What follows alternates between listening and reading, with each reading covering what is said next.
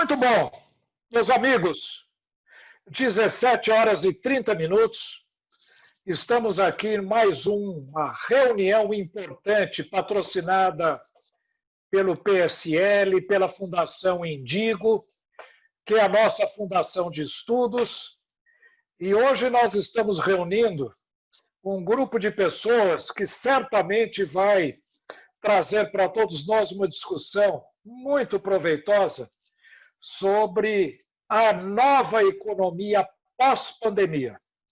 Há uma semana atrás discutimos a questão da política econômica e hoje nós vamos estar discutindo a política política. Quais são os condicionantes políticos que podem ajudar ou prejudicar a retomada da nossa economia, a volta da normalidade do nosso país, tão abalado por essa pandemia, por esse crescente desemprego, pela questão da perda de salário e renda de boa parte da população. De modo que nós vamos estar discutindo hoje com duas pessoas muito importantes dentro do nosso PSL.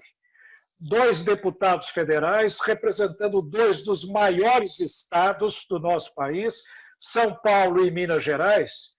Um deles é o deputado Bozella, Júnior Bozella, deputado federal a primeiro mandato, mas já um veterano em política no nosso estado, presidente do nosso diretório regional de São Paulo, e uma das pessoas, aliás, vice-presidente também do Partido Social Liberal do PSL, de modo que é uma satisfação muito grande tê-lo aqui conosco. E temos também o deputado Marcelo Freitas, delegado Marcelo Freitas, deputado federal por Minas Gerais, uma pessoa com um currículo fantástico, inclusive com uma excelente formação de administração no exterior, no Reino Unido, um homem com uma larga experiência econômica, mas que hoje, na política, também está fazendo toda a diferença na Câmara dos Deputados.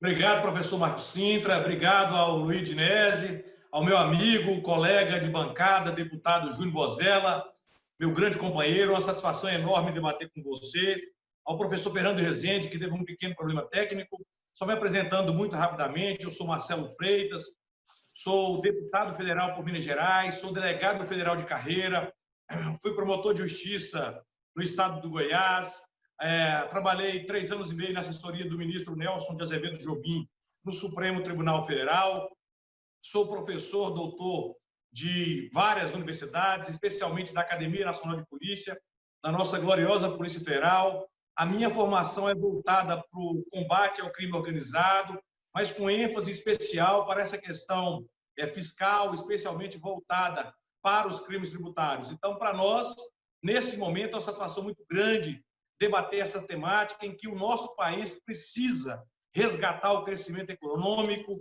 encontrar oportunidades de emprego para as pessoas e, de fato, enfrentar essa segunda enorme onda que vai a todos nós assolar. A primeira onda é a onda da saúde, sem dúvida alguma, numa pandemia que vitimou no Brasil mais de 85 mil pessoas, e agora nós vamos enfrentar uma segunda onda, que é a segunda onda econômica. E o nosso propósito, professor Marcos Sintra, muito brevemente aqui nessa apresentação, é somar nesse debate num processo de reconstrução do Brasil, a fim de que tenhamos, sem dúvida alguma, dias melhores.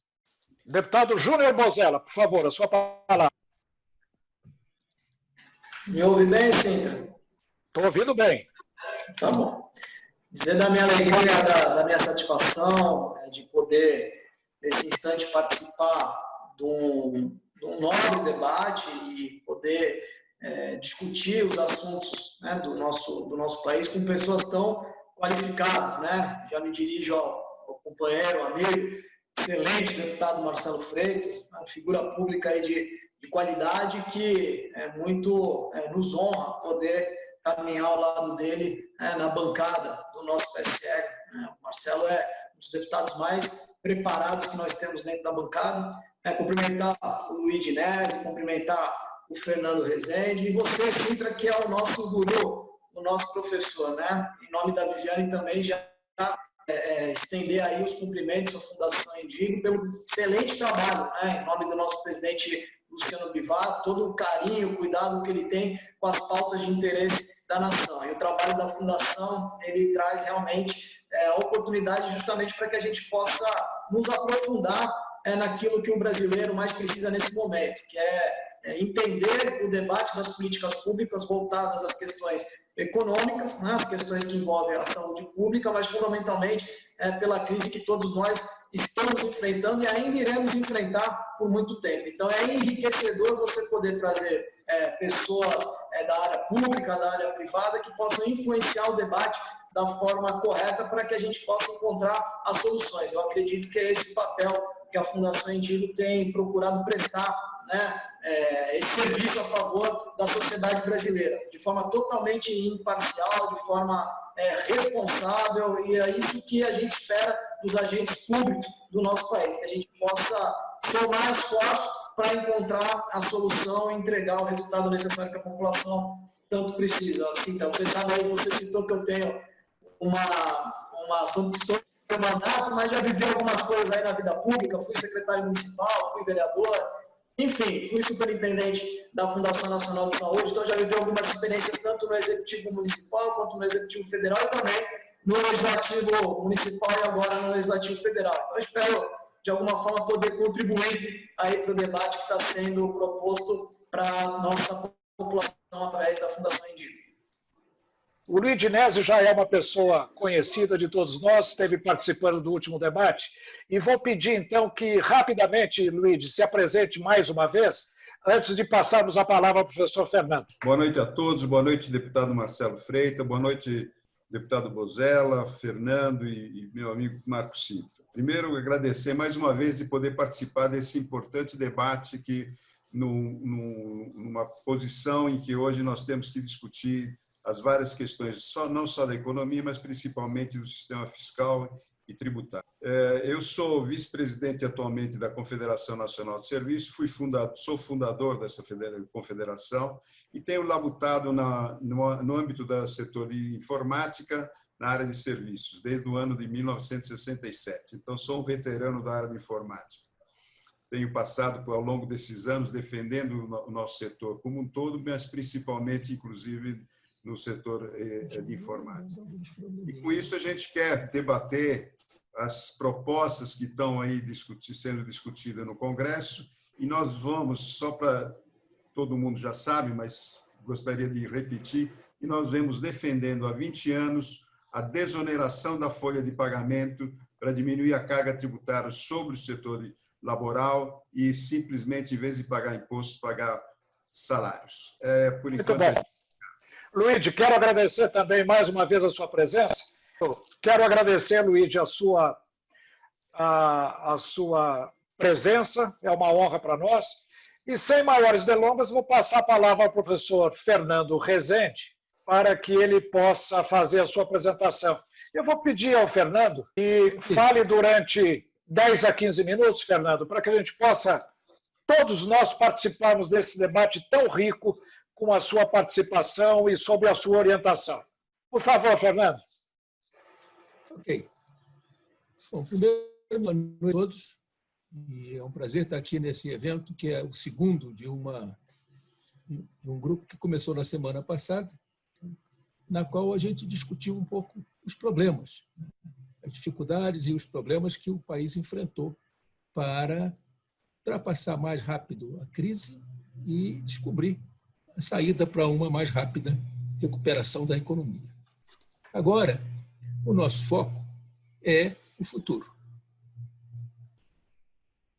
Eu sempre gosto de recordar os títulos dos meus livros preferidos, e aí eu uso para essa apresentação, que eu estou pedindo ao Davi para pôr aí na tela, para vocês acompanharem um pouco, embora eu não vá ficar lendo nenhuma apresentação, mas para acompanharem à distância.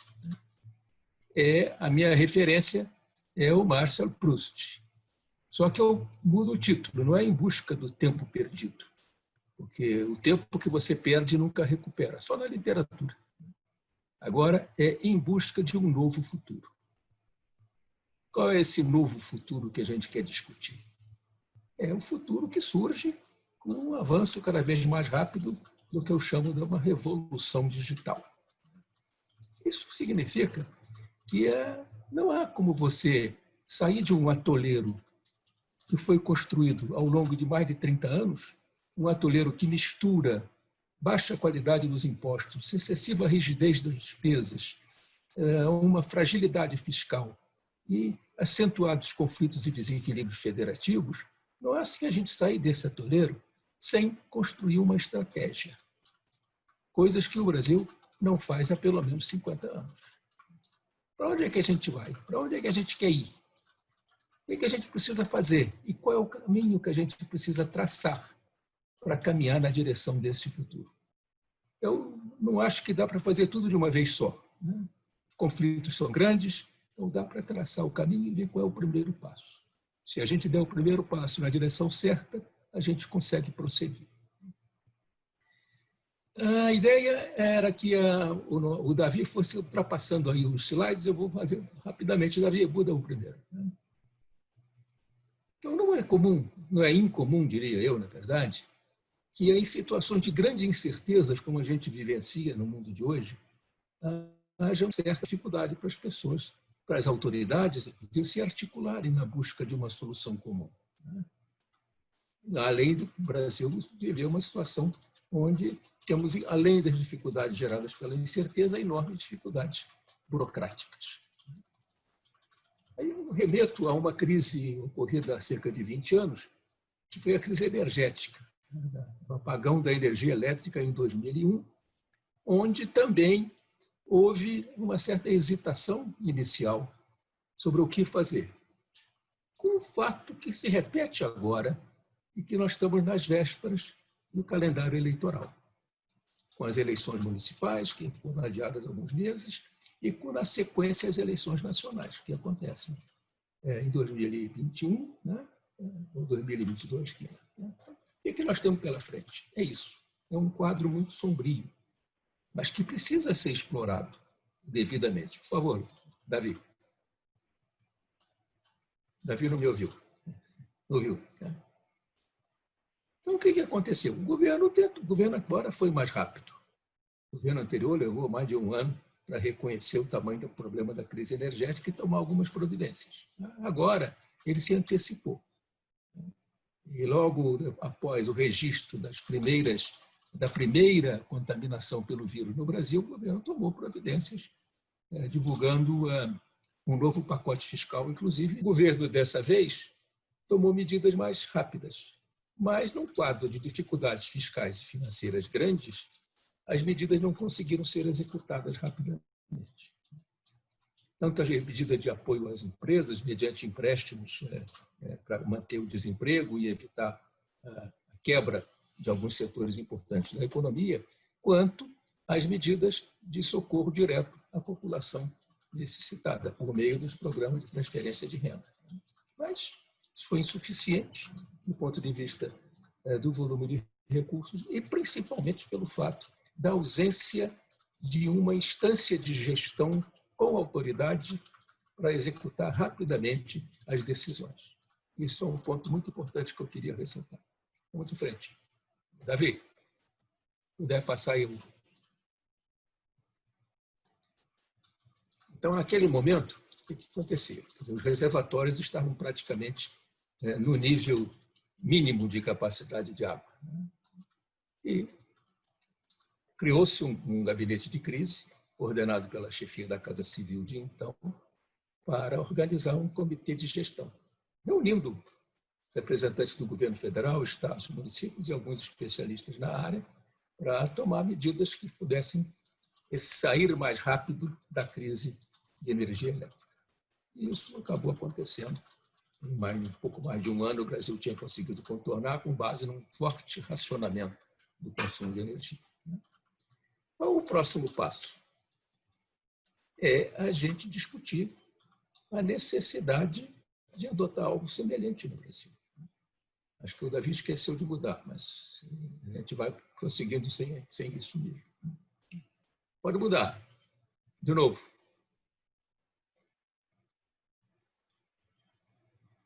quais são as similaridades e quais são as diferenças daquele momento de crise com a nova crise?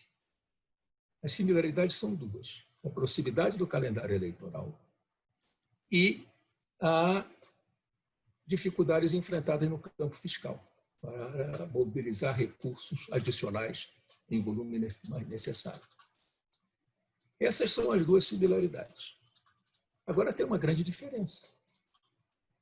Na época, a incerteza que existia é se na próxima temporada de chuvas ia chover, na próxima temporada de seca ia chover suficiente para encher os reservatórios. Agora não.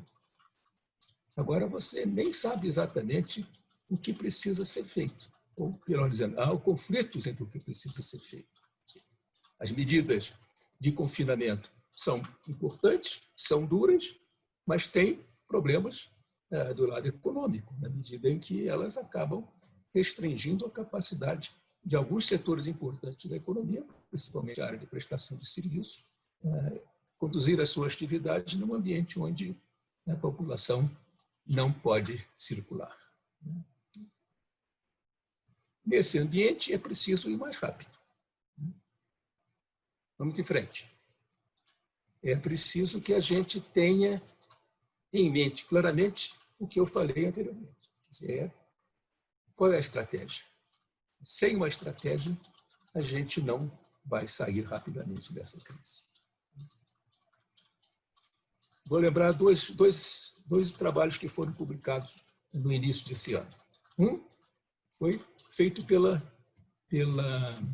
Centro de Estudos Estratégicos do Exército, que divulgou no início do ano, não me lembro a data exata, um documento falando exatamente da necessidade de elaborar um plano estratégico para lidar com a crise da Covid-19.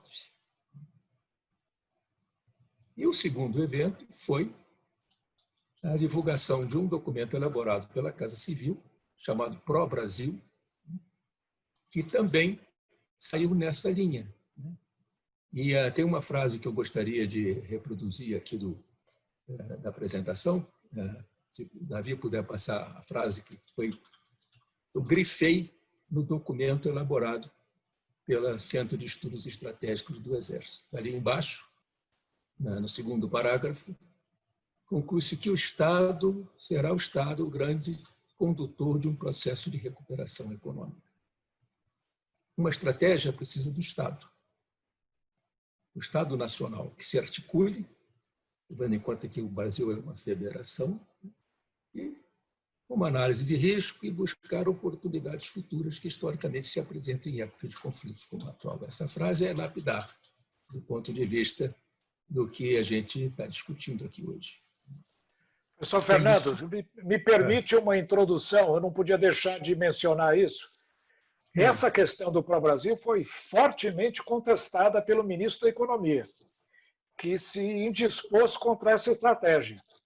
Esse provavelmente vai ser um dos pontos focais do nosso debate aqui depois. Se realmente compete ao Estado esta missão, esta tarefa de reerguer a economia, ou se deve ser o setor privado.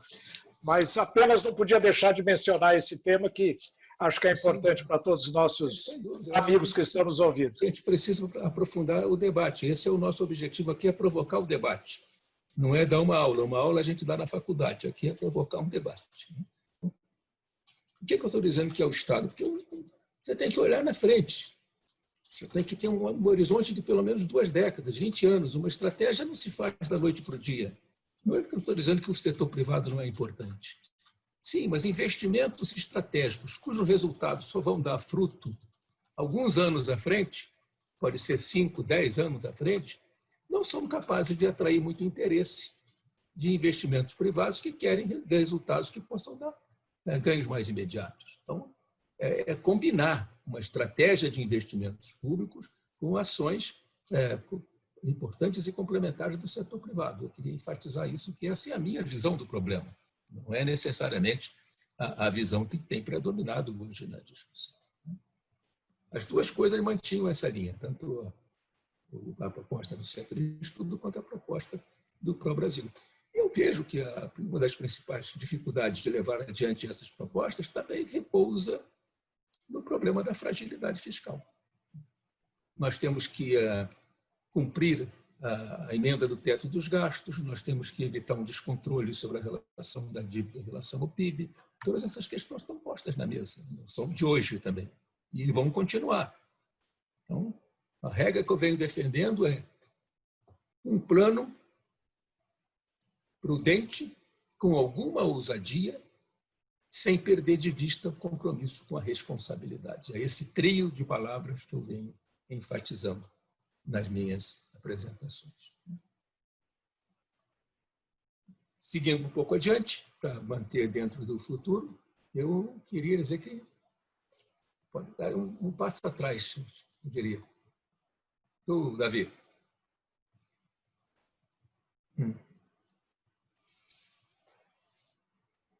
Qual é o problema que eu venho vendo, discutindo já ao longo desses anos todos? É que o Brasil está há mais de 30 anos tentando fazer alguma coisa sem sair do lugar, ou pior ainda, andando para trás, com propostas de reforma tributária irrealistas, propostas de reforma tributária que não abordam o problema federativo na sua essência, né? Para mencionar uma, né? A PEC que está em discussão na Câmara. Trata de quê? Não tem problema, a gente junta todos os impostos, PIS, COFINS, ICMS, IPI, ISS, e depois a gente tem informações estatísticas para redistribuir o bolo de tal modo que tudo fique, cada um fique com a mesma parte que tinha antes. Mas isso foi combinado, como diria Garrincha, foi combinado com os russos? Eu não creio. Tem que dar um primeiro passo. O primeiro passo qual é? Qual é o grande problema que está surgindo no mundo, não é só no Brasil? É uma mudanças fundamentais no mundo do emprego.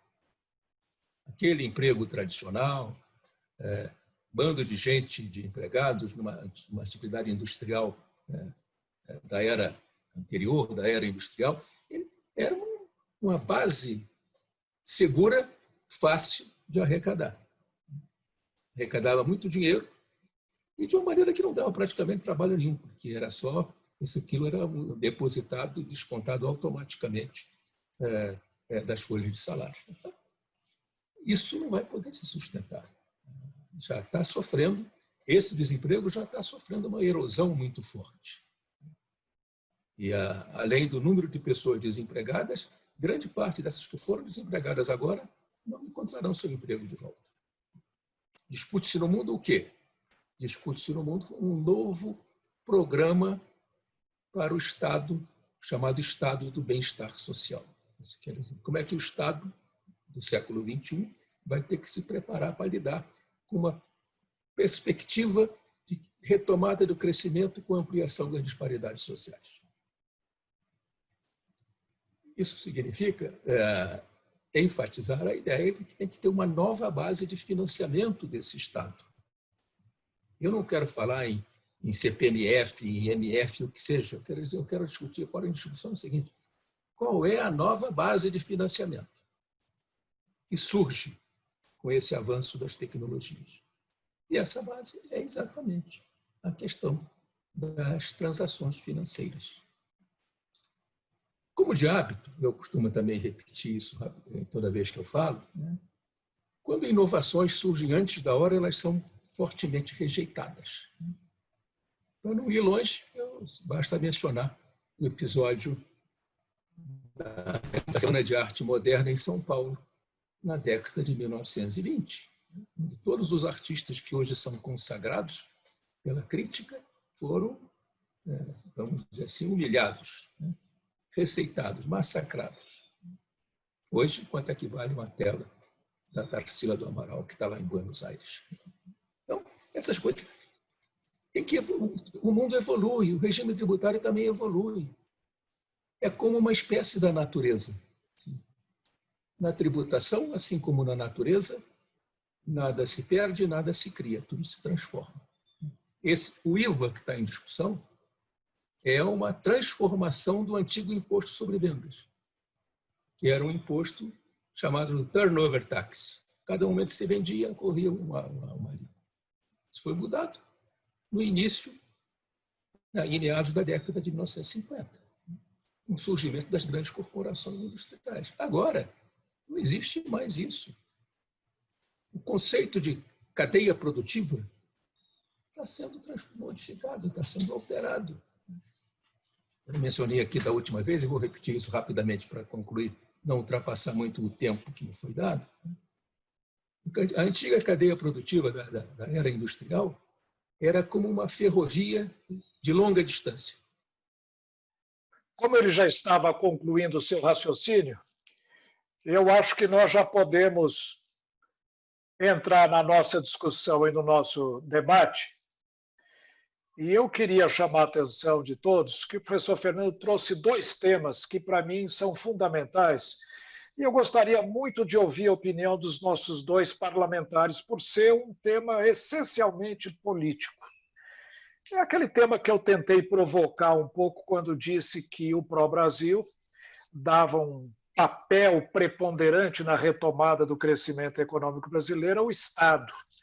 Era um plano de grandes investimentos, muito semelhante ao problema, aquele programa que a própria Dilma Rousseff teve durante algum tempo aí, de retomada do crescimento econômico brasileiro.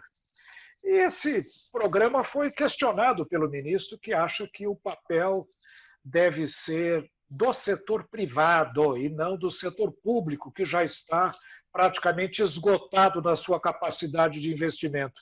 Essa é uma questão política, deputado Marcelo e deputado Júnior Bozella, que certamente vai estar na base de todo o debate. Até que ponto nós vamos depender do setor privado ou vamos ter que depender do setor público? Se vamos depender do setor público, precisamos aumentar a arrecadação, vai ter aumento de carga tributária ou não?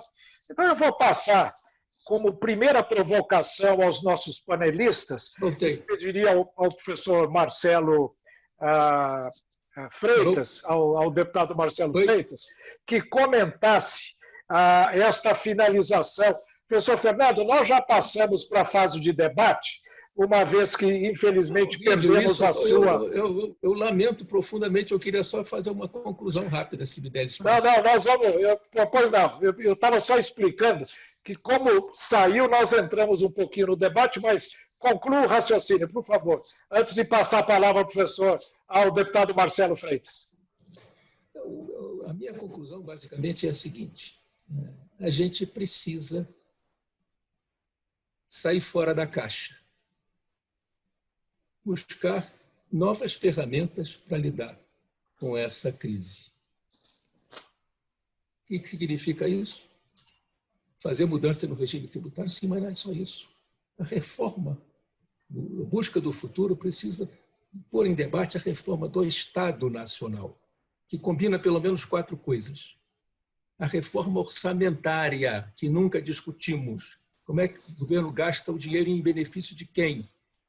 O orçamento público está congelado 100%, porque não se rediscute as prioridades da nação. Consequentemente, a gente não terá futuro. A reforma orçamentária tem que dar flexibilidade à despesa. A reforma tributária tem que dar estabilidade ao regime de financiamento do Estado, torná-lo menos sensível às flutuações da economia.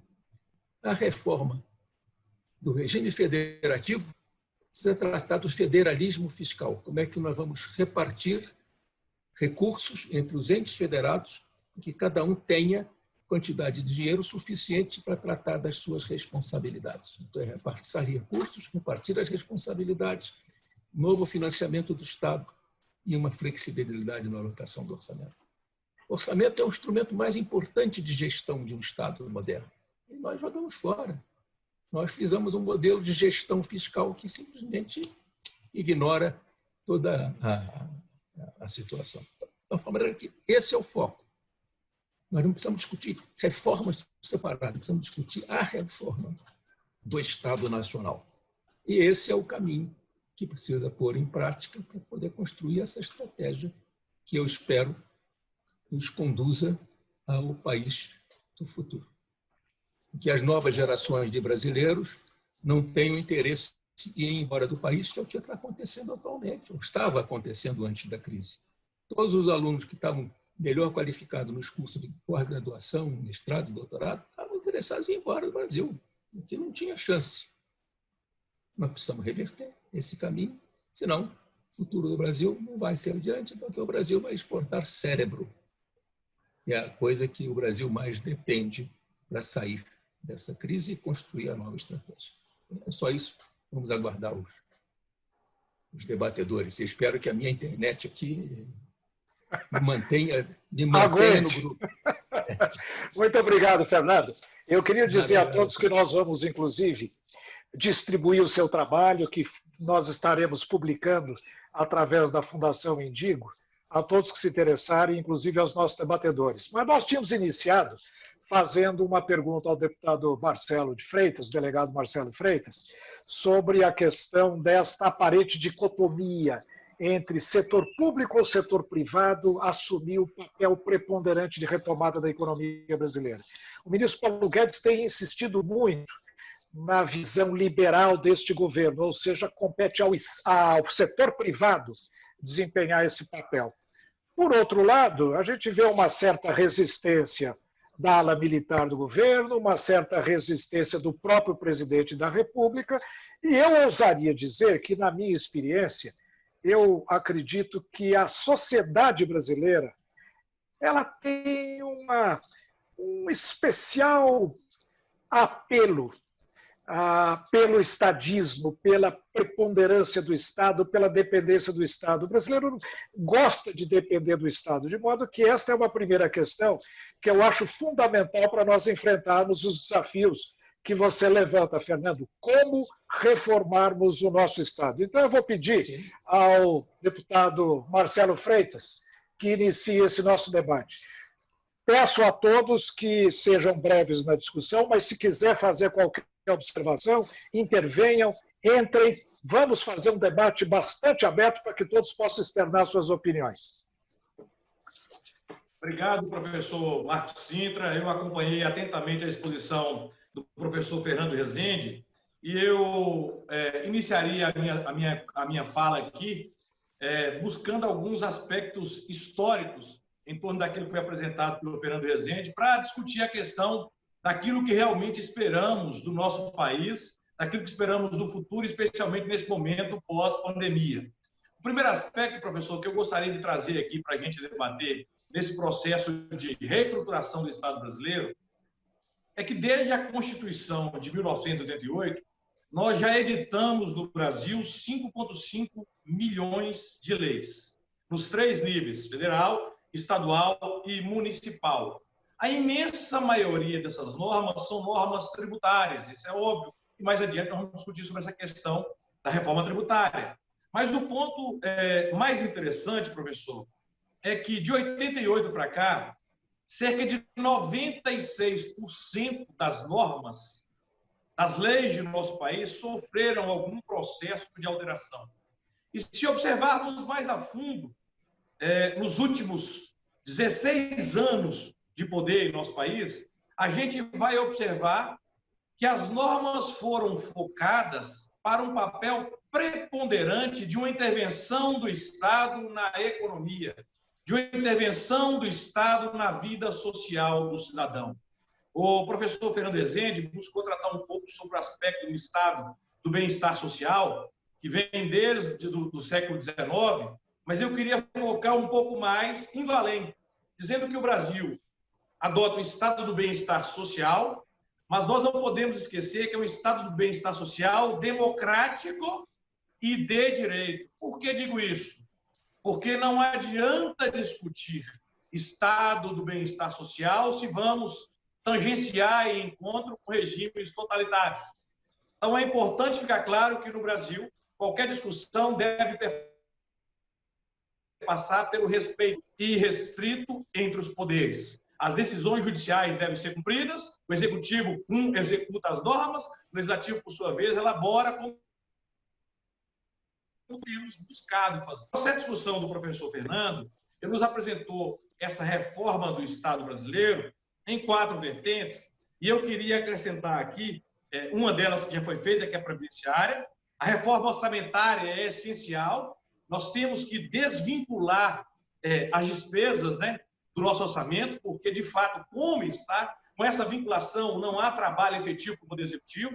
esse nos parece um erro que precisa ser enfrentado urgentemente. A questão da reforma tributária, nós vamos discutir aqui, mas é um papel em que nós temos que enfrentar com muita clareza. De uma vez, o parlamento não tem estrutura para poder enfrentar, mas essa reforma tributária nos parece evidente, a nosso sentir, a necessidade de buscarmos algo que permita a desoneração de encargos incidentes sobre a folha de pagamento, permita a manutenção no mesmo estado ou a redução da carga tributária, o que, em nosso olhar, só vai ser possível com a proposta de imposto único federal ou de um imposto único nacional que, de fato, enfrente todos os problemas que, de longa data, nós temos enfrentado. Então, sou um defensor fervoroso do imposto único federal, que vai englobar os impostos na esfera federal, ou vou mais além,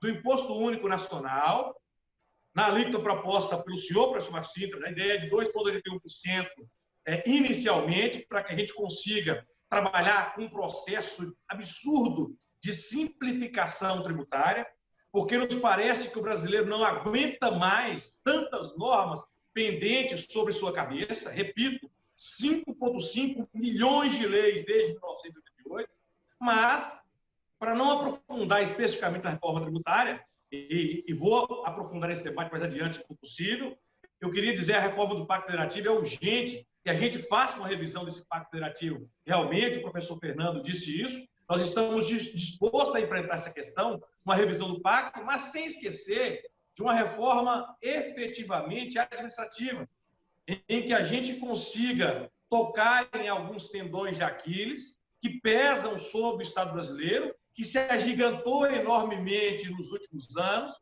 e que precisa, de alguma forma, ser encolhido. Eu costumo dizer que o empresário foi criminalizado de maneira absolutamente cruel nas últimas décadas. Chegou o momento de focarmos o empresário com um novo olhar. O empresário não é o vilão de uma sociedade que se pretende ser democrática. O empresário tem que ser tratado como aquela pessoa que efetivamente gera emprego e, por consequência, gera renda em nosso país.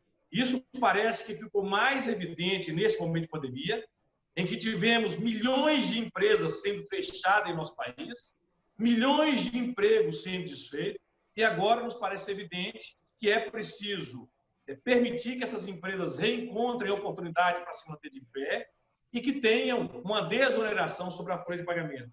E outro aspecto que nos parece relevante ressaltar também é a questão da reforma política, professor. Então, se a gente enfrentar esses 5 aspectos, deixando de lado a previdenciária que já foi, repito, a reforma orçamentária, com desvinculação do orçamento, a reforma tributária, a revisão do Pacto Federativo, a reforma administrativa e a reforma política, nesse primeiro momento, nós estaremos caminhando com o nosso país em direção a um futuro que a gente espera esteja próximo. Mas, para que isso ocorra, é urgente que haja um diálogo institucional entre os 3 poderes, de modo a que nenhum deles se julgue superior ou preponderante sobre os demais. Então, é importante que a gente consiga encontrar esse ponto de convergência. No que se refere à reforma tributária, serei e sou um defensor árduo do imposto único, seja na esfera federal, ou seja, o imposto único nacional, para que a gente possa iniciar esse processo de mudanças que o Brasil, de fato, precisa. Deputado, eu acho que o senhor está levantando um dos problemas fundamentais nessa reforma do Estado, não é? O nosso amigo do PSL de Pernambuco, o nome dele é Leonardo, ele está perguntando se o Leonardo Lacerda, Pedro Leonardo Lacerda, do PSL de Pernambuco, se a reforma administrativa não é fundamental para darmos a eficiência necessária ao Estado brasileiro, além da tributária, além da previdenciária e da orçamentária, se nós também não precisamos trabalhar na nossa gestão, inclusive reduzindo esta brutal burocracia que nós temos aqui. Eu perguntaria ao deputado Bozella, o que é que acha dessa questão? Ouvi atentamente as considerações do Rezende, do deputado Marcelo. eu acho que é muito nítido o que nós estamos discutindo hoje, é praticamente o que já deveríamos ter planejado há alguns anos atrás, né? Então, necessitou de uma pandemia, necessitou de um momento de adversidade para que a gente pudesse começar a novamente entender o que o Estado brasileiro precisa. Mas isso é de meridiana clareza que o Estado brasileiro precisa de reformas pontuais, né? A reforma do Estado, ela, na minha opinião, ela deveria ser colocada antes mesmo da reforma tributária. Nós temos um sistema tributário no Brasil totalmente obsoleto, totalmente ultrapassado, né? E que ele não faz justiça social e todos nós sabemos disso. E a partir do momento que a gente discute liberalismo e o Ministério da Economia, a gente precisa questionar se o aumento da arrecadação do Estado, ele realmente é um liberalismo. E hoje o que é proposto pelo Ministério da Economia é justamente a gente impactar ainda mais o contribuinte brasileiro. Então, a partir do momento que você tem uma reforma tributária encaminhada para a Câmara Federal, tardiamente, é importante a gente salientar que a gente passou 1 ano e meio e o governo não se aprofundou nessa discussão e, mais uma vez, recai sobre as costas do Parlamento brasileiro a necessidade de provocar as discussões para que a gente troque o pneu do carro em movimento, literalmente. E a reforma do Estado, ela seria a primeira a ser colocada antes da reforma tributária, até porque ela geraria uma compensação fundamental, porque o impacto hoje, a gente sempre discutiu, olha, mais Brasil e menos Brasília. E o Estado é extremamente pesado em todos os sentidos, principalmente no que relação à eficiência, à burocracia. E esse contingenciamento que o governo federal hoje pretende fazer com relação a diminuir a despesa, até porque a dívida pública hoje ela é algo em torno de 800 bilhões de reais que está previsto nesse processo de pandemia. Nós vamos atingir 100% do PIB com relação à dívida pública. Se a gente não diminuir o tamanho do Estado, não demonstrar consideravelmente que o governo vai atuar para diminuir privilégios, para diminuir uma série de benefícios, e aí a gente volta naquela velha discussão também, que foi uma proposta central de todos nós que participamos do processo de 2018, que era as privatizações, a desestatização, que é algo também que encontra-se absolutamente esquecido ao longo desse... Deputado, mas por que é que o Congresso Nacional tem criado todo tipo de obstáculo à desestatização, privatização? Por exemplo, o projeto de privatização da Eletrobras tem sido, já desde o governo anterior, tentado no Congresso Nacional. Então, aquela pergunta que eu fiz, eu gostaria muito que o senhor abordasse isso.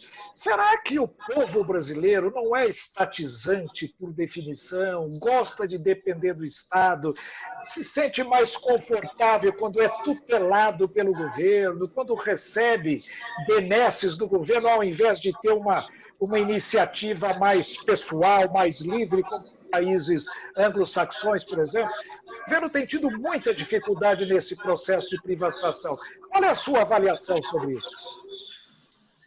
Nós somos defensores, né, da desestatização, do processo de privatização. É importante deixar isso salientado. Agora, pós-pandemia, há alguns pilares que são decisivos, né? A reconstrução da cadeia produtiva, né? Então, assim, você investir na pequena, na micro empresa, fazer o crédito chegar, que é algo que não está acontecendo, né? Você retomar a inserção internacional, você parar com a guerra política, né? Você ficar agredindo a China diariamente, enfim, você falou do pró-Brasil, que são os investimentos em infraestrutura, não vão poder fugir da necessidade do Estado atuar nesse momento de pós-pandemia. Por mais liberal que nós sejamos nesse momento, por mais que nós queremos desestatizar, privatizar, mas no momento pós-pandemia é necessário que o Parlamento brasileiro, junto com o Executivo Central, tenha essa maturidade política de entender que o Estado vai ter que, de alguma forma, atuar. Se a União Europeia já está trabalhando nessa direção, sim, você vê que houve uma reunião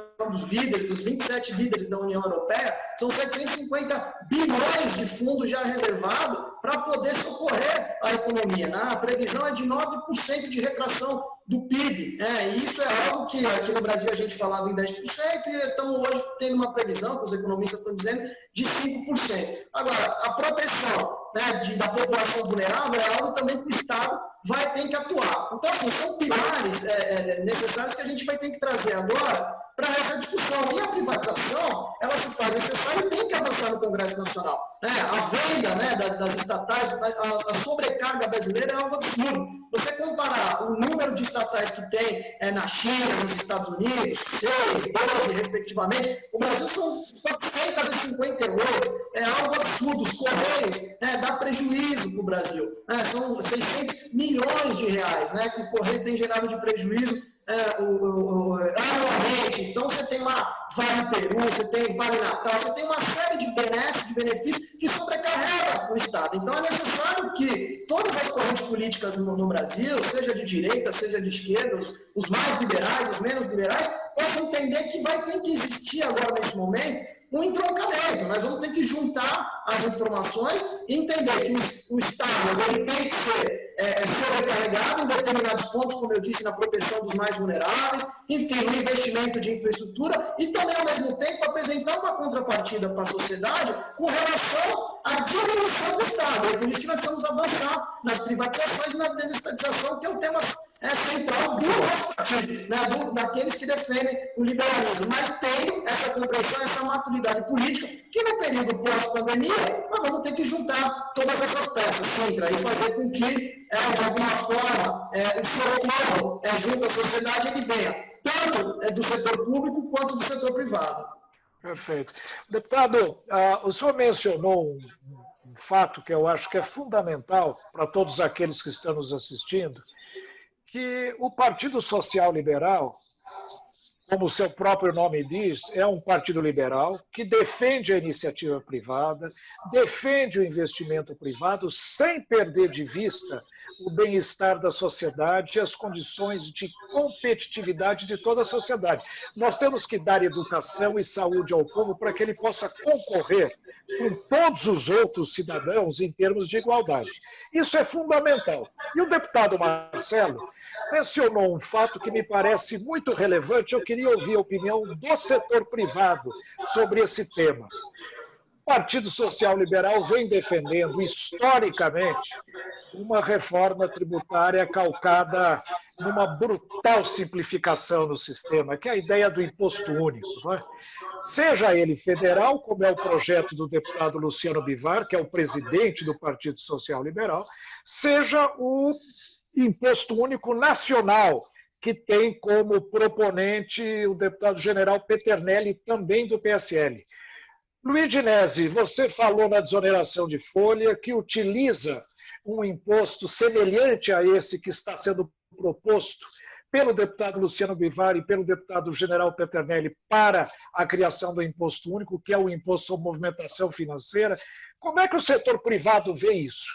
Essa seria uma mudança radical nos rumos da economia, na linha da simplificação, desburocratização e redução do tamanho do Estado também. Então, Marcos, nós, há 20 anos, nós vemos discutindo exatamente esse problema da carga tributária sobre folha de pagamento, porque um dos pontos chaves da economia para crescimento de um país é o emprego. Nós temos que garantir emprego às pessoas. E só se consegue garantir o emprego se você diminuir a carga tributária sobre a folha de pagamento e ir aumentando o processo econômico de desenvolvimento. No caso da desoneração da folha, nós temos um projeto que é exatamente baseado na sua proposta do imposto único, que é sobre a movimentação financeira, que seria eliminar todos os encargos sociais sobre a folha de pagamento, como o INSS, o Salário Educação, o INCRA, e inclusive a parte de flexibilizar a utilização do sistema S, ser flexível e não obrigatório, no sentido de diminuir a possibilidade de aumentar o salário e não pagar impostos. Também não só diminuindo a parte dos empregadores, mas sim da parte também dos empregados. Isso é fundamental na nossa proposta. Porque a CPMF, quando ela existia, ela cobrava sobre o salário também, era cobrada sobre o salário das pessoas, dos funcionários. E nós não queremos isso. Nós queremos diminuir a carga tributária sobre o funcionário de 3 pontos percentuais do INSS dele, para fazer com que, quando ele sacar esse dinheiro do banco para pagar suas contas, e vai pagar a CPMF, no caso, você já teria um desconto feito na carga tributária sobre o salário dele de 3 pontos percentuais. Por exemplo, um exemplo prático para os deputados aqui, o Marcelo e o deputado Júnior. A pessoa ganha R$1.000. Se eu deposito R$1.000 na conta dele como empresário, ele vai sacar esse dinheiro e vai pagar. Nossa proposta é de 0,81% de taxa sobre o CPMF. Ele vai pagar R$8. Se com isso ele vai sacar e vai pagar a CPMF. Só que ele foi beneficiado já com R$30, seriam 3 pontos percentuais a menos sobre o salário, então ele inclusive vai embolsar R$22 a mais na conta dele. Com isso a gente teria 50 milhões de trabalhadores, e quando existia CPMF, todo mundo falava que quem pagava a conta era o trabalhador e não os empresários, a CPMF, e não é verdade. Mas, em todo caso, com essa proposta, você deixa claramente que 50 milhões de trabalhadores seletizados hoje não pagariam essa conta. Essa conta seria paga por toda a sociedade no momento em que você tem o artigo 195, que diz que a Seguridade Social tem que ser paga por toda a sociedade, e nós estamos simplesmente fazendo com que esse artigo seja convalidado com essa nossa proposta. E a sociedade pagaria o resto. Não pode ter exceções desse. Outra coisa importante, deputados, não pode ter, nesse tipo de imposto, não pode ter exceções, não pode ter válvula de escape. No momento que você cria uma exceção, uma válvula de escape, as pessoas fogem por aquela saída para que não pagar esse tributo. Por isso, tem que ter um tributo para toda a sociedade. Vai pagar o informal, vai pagar o formal, vai pagar a empresa, vai pagar o funcionário, vai pagar as igrejas, vão pagar as ONG, vão pagar todos, vão pagar até o Lava Jato. Se tivesse sacado, se tivesse CPMF no momento do Lava Jato, pelo menos aquele dinheiro que foi sacado do banco para pagar o corrupto, ele estaria pagando o CPMF. Então, é uma proposta que tem um fundo, não só um fundo arrecadatório importante, porque é praticamente insonegável, não existe corrupção, mas principalmente um fundo social, porque quem tiver mais movimentação vai pagar mais, quem tiver menos vai pagar menos. E hoje, praticamente, desmonetarizar não existe essa possibilidade mais hoje. Eu acho que, Luigi, se você me permite, essa é uma tese que eu acho que há quase um consenso generalizado no sentido de nós não podemos mais continuar com o tributo sobre salário. Isso é um crime contra um país que tem 50 milhões de desempregados. Como é que nós vamos tributar aquele que quer gerar emprego, aquele que quer gerar salários e faz com que um trabalhador custe ao patrão o dobro daquilo que o trabalhador leve para casa? Isso não tem sentido. Então, há um consenso. E eu acredito que a desoneração de folha hoje é uma tese vencedora, até para viabilizar a PEC 45, ou a PEC 110, ou qualquer outro projeto de reforma tributária, como o projeto do governo federal. O que eu queria perguntar aos dois deputados agora é o seguinte: existem, deputados, condições políticas para se aprovar qualquer coisa do Congresso Nacional hoje? Um governo que aparentemente não está bem articulado. É um governo que desrespeitou, de certa forma, as regras de convivência com o parlamento, querendo, de alguma maneira, agir isoladamente, quase que a revelia do Congresso. Eu acho que esse é o grande problema. Nós estamos discutindo aqui, o professor Fernando está mostrando, a reforma orçamentária, a reforma do Estado, a reforma administrativa, a redução do tamanho do Estado. Nosso amigo Dario Clementino mencionou isso. Precisa reduzir o tamanho do Estado, privatizar. Agora, há condições políticas para qualquer um desses projetos serem aprovados? Eu queria muito direcionar a nossa discussão, deputado, a esse tema, a avaliação de vocês. E como nós podemos mudar a cabeça do povo brasileiro para apoiar iniciativas desse tipo? A palavra está aberta. O Cintra, eu vi que o Marcelo passou a bola para mim aqui.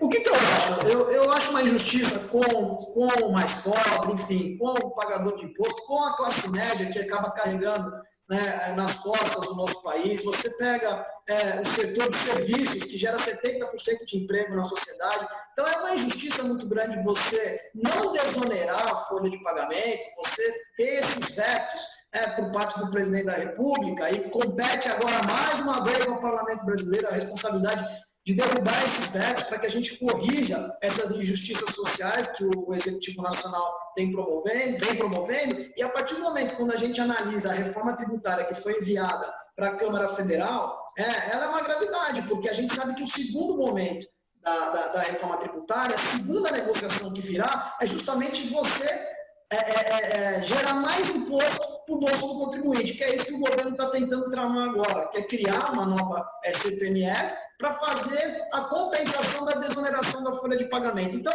todas essas artimanhas, todas essas articulações, elas não geram resultados positivos a ponto do que aconteceu agora com a votação do Fundeb. Nós estamos aqui debatendo reformas que são estruturais, que são necessárias para que o país volte a crescer, volte a sair da recessão. Nós tivemos 5 anos seguidos aí de recessão, mas uma perspectiva de aumento muito tímida do PIB. Isso não é agora, após a pandemia. Antes mesmo da pandemia, o Brasil já vinha patinando, o governo vinha perdendo tempo.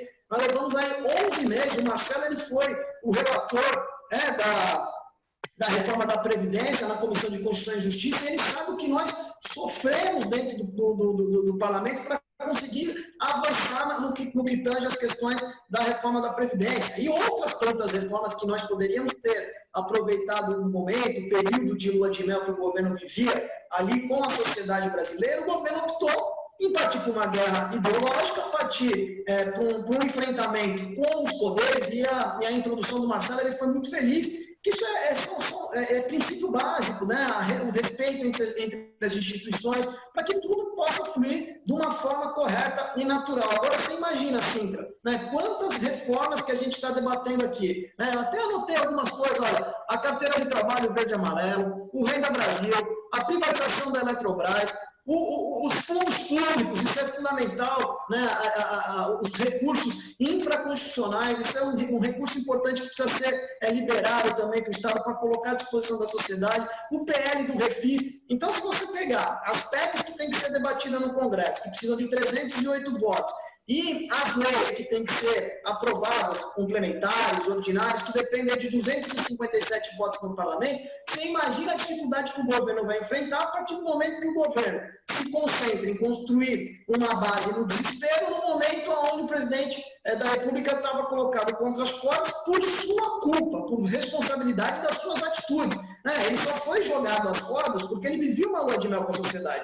Ele não precisaria ali ter agredido o Centrão, ter agredido o Parlamento, ter agredido o STF, enfim, o Judiciário como um todo e as demais instituições do país. Agora, ele se viu cercado de inimigos, foi obrigado a lotear bilhões de reais do orçamento público brasileiro com uma série de partidos que hoje se sentem confortáveis no sentido de dizer, olha, nós vamos votar aqui e a gente vai entender o que a gente quiser, independente da coalizão que você formou conosco, dos cargos que foram loteados, dos orçamentos robustos que estamos administrando aqui, porque o nosso compromisso aqui é não arrumar um problema com relação ao impeachment. Então, cada reforma, cada discussão que vier para casa que é essencial ter esses votos, os 308, para quando for uma PEC, né, um projeto de emenda constitucional, ou uma lei complementar, ou uma lei ordinária, o governo enfrentará seríssimas dificuldades para conseguir comover esses deputados que, mesmo loteando esses bilhões do orçamento, eles sintam a vontade para votar de olho fechado algo que seja de fundamental importância para a recuperação econômica do nosso país. Então, eu enxergo, Sintra, que teremos dificuldades, sim, infelizmente. Obviamente tem deputados, que é o nosso caso, deputados atuantes aqui do PSL, que têm maturidade política suficiente, têm independência dentro do parlamento, que independente de cargo, que independente de emenda, vota as pautas que são de interesse da população. E essas reformas, elas são decisivas para que a gente consiga fazer a retomada econômica que todo brasileiro irá precisar. Mas, infelizmente, eu não vejo clima hoje, não vejo condições favoráveis para que o governo consiga convencer essa gama de deputados, né, e não são poucos, para que votem todas essas reformas que são necessárias. Deixando claro que todos esses votos que o governo conquistou dentro do parlamento foi prioritariamente para defender o presidente num processo de impeachment. É isso, né? Não tem nada de diferente disso. Um processo de impeachment que ele mesmo se colocou numa condição, um possível processo de impeachment. Ele mesmo entregou ao Centrão e ao alojamento dos cargos que ele foi obrigado a fazer. Deputado, só para complementar a pergunta do o senhor falou que o governo se colocou numa posição quase que insustentável para aprovar qualquer coisa dentro do Congresso. Mas se existir uma frente parlamentar apoiada pela iniciativa privada, que tem um grande interesse em desonerar a folha de pagamento, substituir os encargos sob folha por uma contribuição à aumentação financeira, existe ambiente dentro dos deputados? Eu frequento essa casa há mais de 30 anos. E eu sei que tem muita gente favorável à CPMF e a esse tipo de imposto, inclusive o deputado Raul, que foi relator dessa matéria. Será que não existe uma condição de nós fazermos uma grande frente parlamentar, independente do governo, independente para solucionar esse problema grave que existe no país, da carga tributária sobre folha? Luiz, eu vou já passar a palavra para o Marcelo aqui para não monopolizar o debate. Eu acredito, sinceramente, que o governo sofreu um impeachment informal. Né? O presidente da República está colocado, está alijado do processo, até um determinado momento, porque os militares meio que colocaram ali as rédeas nele, e mais alguns outros líderes ali do dito Centrão que, de certa forma, estão tentando administrar esses percalços. Agora, eu tenho notado a boa vontade do presidente da Casa, o presidente Rodrigo Maia, né, e também do presidente do Senado, o Davi Alcolumbre, para que, a partir de agosto, acho que com a retomada das sessões presenciais, nós possamos ter um ambiente dentro do Parlamento brasileiro favorável a essa pauta que envolve os interesses econômicos. E, fundamentalmente, um desses que você citou é a desoneração da folha de pagamento. Então, eu acho que o Parlamento brasileiro, capitaneado por algumas figuras, por alguns agentes políticos, alguns líderes partidários, os presidentes, enfim, dos partidos, o presidente das casas e os líderes das bancadas que compõem o Parlamento brasileiro, terão essa maturidade política para cumprir essa agenda do segundo semestre, que é uma agenda legislativa e econômica que está sendo desenhada ali pelos presidentes da Câmara, pelo presidente da Câmara Federal e pelo presidente do Senado, Davi Alcolumbre. Essa é a minha sensação, que eu acho que a gente possa, sim, conseguir atingir alguns resultados em determinadas pautas, mas não nas pautas majoritárias, como todas essas que a gente citou aqui, que são fundamentais para que o país comece a se recuperar do ponto de vista econômico. Deputado Marcelo, eu queria complementar essas observações, perguntando a sua opinião com relação a esta ligação do governo com o Centrão. É lógico, como o deputado Bozella disse, é um acordo que, às vezes, tem alguns elementos absolutamente obscuros, são coisas que revelam muito mais interesses personalistas do que propriamente o interesse público. Mas, por outro lado, eu lhe pergunto, isso não viabiliza a aprovação de projetos do setor, do governo? Isso será que vai facilitar ou prejudicar o andamento de grandes projetos? Na medida em que o Centrão poderá, seja quais forem as razões, poderá, digamos, apoiar e dar a sustentação política a esses projetos? É uma excelente pergunta, professor. E eu responderia essa pergunta enfrentando dois aspectos. O primeiro, que disse o meu colega, o meu amigo, o eminente deputado Júnior Bozella, e, na sequência, do que foi dito também pelo professor Luiz Nesi. Na verdade, o que eu observo? Faltou, sim, um diálogo institucional por parte do governo federal com relação aos demais poderes, isso se tornou evidente, e nos parece que, a essa altura do campeonato, há quase 2 anos de governo, o governo federal se apercebeu de que há uma necessidade de maior diálogo com o parlamento.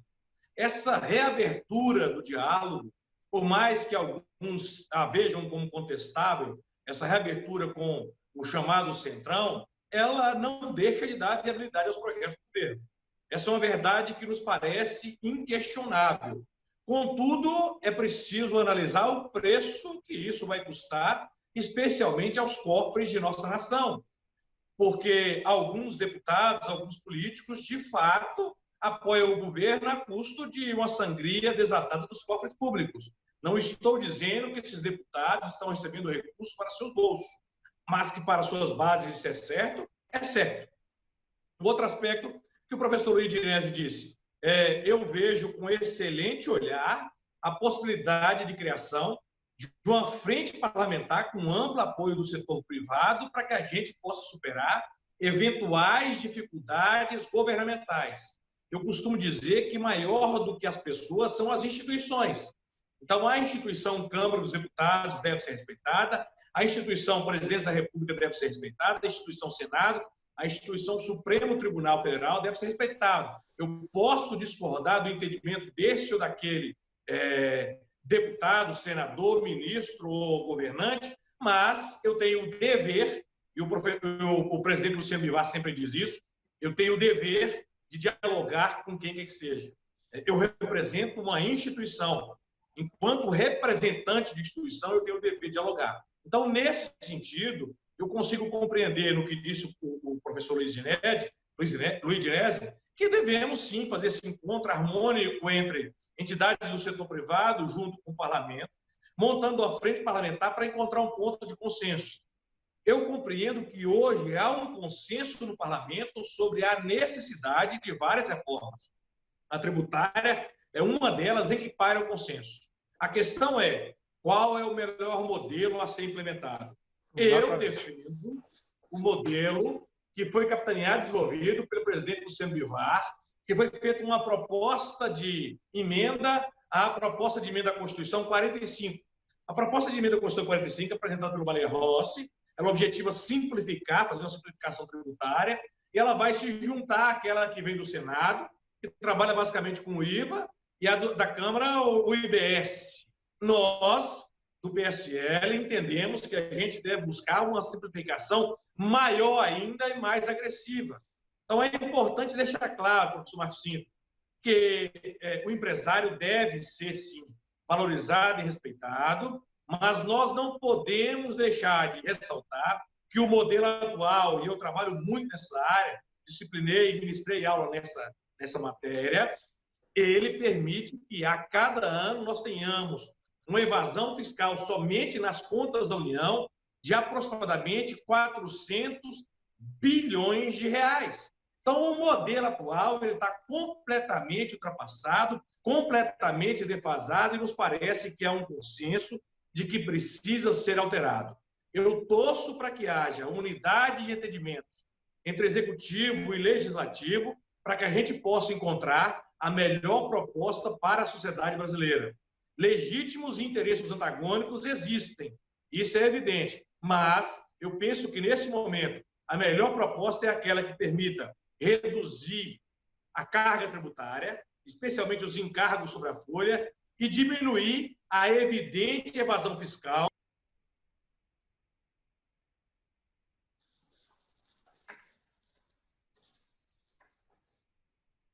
Permitir trabalhar de maneira mais proativa para o nosso país. Muito bom, deputado. Eu acho que a sua posição, que é a posição do PSL, é extremamente importante, porque... só para completar aqui, Luiz, eu já vou lhe passar a palavra. Não, só queria complementar. Eu acho que é muito importante o que o deputado Marcelo mencionou. A desoneração de folha é um elemento fundamental. Quem sabe seria um primeiro passo no encaminhamento de um projeto de imposto único, como o PSL vem defendendo já, como eu disse, historicamente. É o melhor modelo, não tem dúvida. Eu vejo aí todo mundo dizendo o modelo A ou B é parcial, é pequeno, tem que ser mais amplo. Vamos fazer o mais amplo possível, criar um imposto único mesmo, um imposto só. Ou, quem sabe, juntamente com um imposto, que é o imposto de renda, que seria chamado imposto social. No mais, apenas um tributo. Quem sabe a desoneração da folha não seja, Luigi, o primeiro passo nesse encaminhamento. É exatamente isso que eu queria complementar, deputado Marcelo. já que existe uma possibilidade, eu acho que deveria ser invertido aquilo que o governo fez. Devia ser primeiro mandado a desoneração da folha com uma contribuição à sustentação financeira e depois o pacote do PIS e o COFINS. Porque quando você faz a desoneração da folha, você equaliza todos os setores para eventualmente mudar a base tributária do PIS e o COFINS de cumulativo para não cumulativo. Que isso reverte uma carga tributária absurda sobre o setor de serviços que nós não podemos efetivamente aceitar. Porque, já que o senhor disse que existe a possibilidade de ter essa frente parlamentar, o senhor não podia liderar, junto com o deputado Bolsonaro, essa frente e já começar daqui um movimento dentro da Câmara dos Deputados para fazer essa frente parlamentar para iniciar esse processo de um imposto único, através de uma contribuição à sustentação financeira para desonerar... Deputados, eu quero aproveitar isso que o Luiz de Neve está dizendo e, quem sabe, esses dois deputados, notáveis deputados pelo conhecimento e pela vivência, como vocês estão vendo, não lideram uma frente parlamentar pela desoneração da folha de salários no Brasil. Eu acho que essa seria uma iniciativa fantástica. Não só porque resolveria um problema de imediato, mas, sobretudo, porque abriria caminho para nós defendermos o projeto do presidente Luciano Bivar, o projeto do Imposto Único Nacional, do Imposto Único Federal, e, quem sabe, trazermos para o sistema tributário a modernização tecnológica que o professor Fernando Rezende mencionou na sua fala. Nós ajustarmos tecnologicamente o sistema tributário à nova configuração do mundo, onde tudo está mudando. Eu pergunto se os deputados não se interessariam em liderar o movimento. Terão todo o apoio da iniciativa privada, principalmente no setor de serviços. Ô, Sintra, uma coisa é fato, né? A proposta encaminhada pelo Paulo Guedes, no meu ponto de vista, não sei qual que é a opinião do Marcelo Freitas, mas ela é inaceitável. Primeiro porque ela é tímida ao extremo, ela é apenas uma proposta para dar um cala-boca para a sociedade, para falar que o governo não fez nada, mandou algo para o Congresso Nacional. E como disse, né, tem uma PEC lá do A45, e a que está na Câmara, e a outra PEC que está no Senado Federal. Agora, nenhuma dessas propostas, o que eu andei lendo, né, e a gente tem dialogado muito sobre isso, principalmente os parlamentares do PSL, elas têm um ponto central, decisivo, que é justamente você fazer justiça social, que é você não tirar o dinheiro do contribuinte, daquele que mais sofre no nosso país, né, que é o povo trabalhador.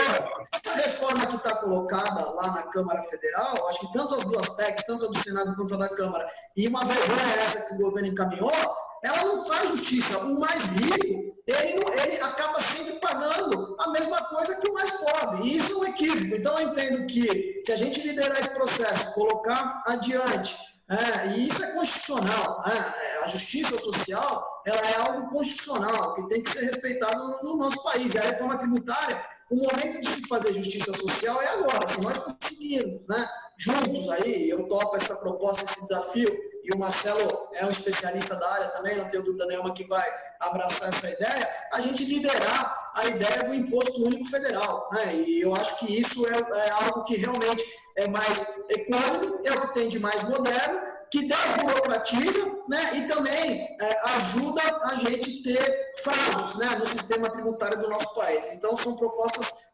lideradas aí pelo presidente Bivar, estudadas junto com o professor Marcos Sintra, que eu acho que nós, deputados aqui do PSL, temos a obrigação de liderar essa frente daqui para frente. Já vou adiante. Deputado Marcelo.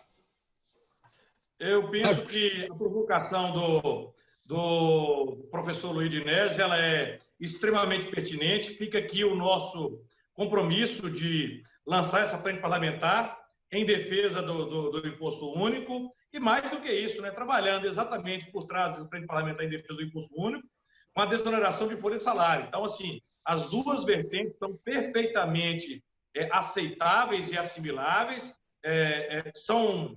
são verdades que nos parecem inquestionáveis, especialmente nesse período pós-pandemia, em que nós temos que conseguiu o mecanismo de desonerar a folha. Eu tive conversando recentemente com parcela da equipe econômica e uma das ideias que eles estão adotando é basicamente a seguinte: aquelas pessoas que se encontram recebendo auxílio emergencial vão ser perquiridas. Você quer voltar a trabalhar ou quer continuar recebendo auxílio emergencial? Quero voltar a trabalhar. Essa pessoa vai receber uma oportunidade de ser contratada por um determinado setor, óbvio, no período pós-pandemia, e aquilo que ultrapassar o valor de R$600 entraria como tributação negativa na folha de pagamento. Então, a proposta ainda a ser construída, mas é algo absolutamente importante e aceitável nesse momento, porque nós sabemos, professor Marcos Cintra, que as empresas já não suportam mais. Já não há mais espaço para qualquer forma de carga tributária. Agora, o que nós temos que lutar nesse momento é para manter essas empresas que aí se encontram ao menos de pé. Se a gente conseguir fazer isso, já vai ser positivo demais. Nós temos que fazer isso, encontrar um mecanismo para que essas empresas tenham acesso ao crédito e, em consequência, consigam se manter de pé para que a gente possa, de fato, encontrar mecanismo para resgatar o emprego e renda. Sem isso aí, nós não vamos conseguir sair da segunda onda da terrível crise, que, ao nosso sentir, é a pior crise desde a Segunda Grande Guerra Mundial. Deputado Bozella, eu posso lhe fazer uma pergunta? Inclusive, um dos nossos amigos que está assistindo o programa pergunta o que é que os municípios podem fazer pela reforma tributária. Eu sei que o senhor foi vereador na Baixada Santista, um ilustre vereador, conhece bem a questão municipal.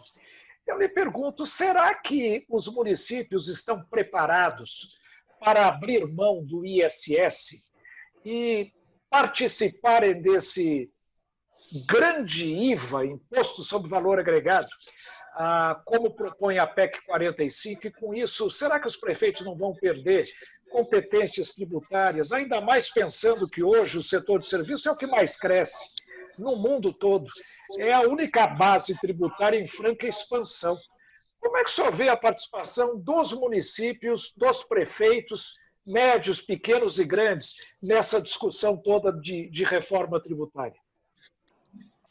Sintra, com toda tranquilidade no mundo e com o pé no chão. Não há caminhos para que isso possa ocorrer, principalmente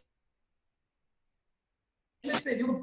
Aqui na Baixada Santista, a previsão do rombo orçamentário, juntando as novas cidades que compõem aqui a nossa região metropolitana, nós estamos falando aí em 600 milhões a menos de arrecadação. Então, há uma perda muito enorme na arrecadação e no orçamento desses municípios. Se você perder esse controle, principalmente sem existir um pacto federativo, se você aprovar o pacto federativo antes de qualquer outra proposta que seja encaminhada na Câmara, talvez você consiga ter um conselho da República para administrar ali os entes da federação, você organizar melhor a distribuição entre estados e municípios, mas agora, no momento de pandemia, onde você perde a arrecadação, você ainda sacrificar mais ainda os municípios do país, e, na verdade, todo o socorro na saúde, na educação, ele acontece na ponta. Ninguém mora no estado, ninguém mora na União, todos moram nas cidades, todos moram em algum município. Então, acho que é algo extremamente fora de cogitação você sacrificar os impostos municipais num momento como esse. E eu acredito que, como eu falei, essa proposta do governo, ela veio totalmente atabalhoada para simplesmente tapar o sol com a peneira, onerar ainda mais o setor de serviço, aumentar a carga tributária do setor que mais gera emprego no nosso país. É algo extremamente grave. Você hoje paga 3,5%, você via pagar 12% de tributo. Então, tudo isso tem que ser liderado pelos deputados, liderado pelos partidos políticos, para que a gente traga a clarividência do assunto para a sociedade, como o professor Luiz falou. Se você não tiver uma pressão popular em cima de determinados temas, obviamente as coisas acabam acontecendo ali nos corredores do Palácio, nos bastidores do Congresso, e no final das contas o povo sempre acaba sendo maior prejudicado. Então, categoricamente falando, sim, eu não vejo possibilidade nenhuma da gente avançar num processo de unificação de impostos dessa magnitude, eliminando a maioria dos impostos estaduais e municipais. Eu queria dizer que concordo plenamente com essa posição do deputado Bozella. E eu queria agora passar a palavra, se me permitem, porque nós temos uma pergunta do Fernando Mendes, se não me engano, aqui do PSL de São Paulo, que pergunta ao professor Fernando Rezende, que está na linha ainda, né? Estou aqui, está me ouvindo? Dentro desse processo de reforma do Estado, qual é o papel da educação? Como é que nós podemos, agora que o Congresso, inclusive, debateu profundamente a questão do Fundeb, a educação no Brasil tem sido muito negligenciada. Isso é fundamental como um elemento estruturante de qualquer reforma. Como é que o senhor vê isso, professor Fernando Rezende? Questão fundamental. Nós ficamos discutindo igualdade social sem discutir no Brasil há muitos anos que você tem que promover, antes de mais nada, a igualdade de oportunidades das pessoas ascenderem na escala social. E principalmente as pessoas que não têm condições para bancar estudos em colégios caros, em universidades caras. Você tem que dar um ensino fundamental de qualidade, é a escada para ascender na escala social, para melhorar de vida. Então, tanto o ensino quanto a saúde. São dois elementos fundamentais. E essas duas políticas foram sendo destruídas ao longo dos anos. Tem vinculações, mas a gestão das políticas é mal feita.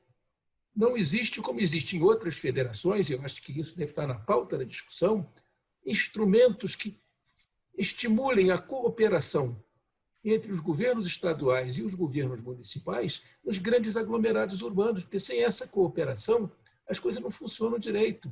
O cidadão demanda qualidade de ensino em vários lugares, e isso não vai ser sozinho a responsabilidade de um município, é a responsabilidade coletiva de municípios e estados onde habitam uma população que circula nesse território. O território é comum, mas as jurisdições são diferentes. Eu queria, além desse, aproveitar a oportunidade para destacar um ponto que foi mencionado pelo Marcos Sintra agora há pouco. É preciso dar o primeiro passo. Eu acho que tentar fazer reformas amplas de uma só vez, eu venho dizendo, começar a reforma pelo fim, o fim qual é? É apresentar uma proposta detalhada de emenda constitucional, que eu acho que não sai do lugar nenhum. Se ele disser, antes de fazer uma reforma detalhada, a gente precisa promover um diálogo que deve ser conduzido pelo legislativo, envolvendo o governo federal, estados e municípios, coisa que nunca se fez no Brasil nos últimos anos, há mais de 50 anos. Na Constituição de 88, isso não foi feito. A federação não foi discutida. E, sem discutir o equilíbrio da federação, eu acho muito difícil organizar uma gestão eficiente de algumas políticas públicas.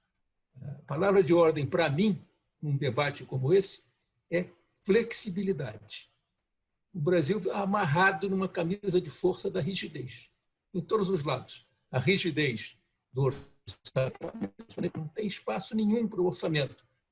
A regra oficial é que só é obrigatório o que é objeto de lei, mas o que está num contrato, o que está num programa de execução de programas educacionais, não é. Na área da educação e da saúde, o único que é obrigatório é gastar o pessoal. Se você for olhar a montanha de restos a pagar que está acumulada no Tesouro, grande participação é dos recursos de investimento e custeio dos programas de saúde e de educação. Não tem, é por isso que não tem equipamento nas escolas, não tem remédio nos hospitais. Enfim, essa é uma questão essencial. O federalismo fiscal também está congelado desde 1989. O rateio dos recursos dos fundos de participação não segue mais nenhuma lógica. Foram mantidos em 89, num contexto onde a dinâmica socioeconômica da população mudou radicalmente com o processo de urbanização e de aglomeração urbana. Por isso que eu venho dizendo que a gente tem que discutir o conjunto das reformas, sem cair no erro de querer fazer tudo de uma vez. Vamos dar o primeiro passo com a exoneração da estimular o desemprego, Ok. Agora, junto com isso, vamos promover um grande debate nacional.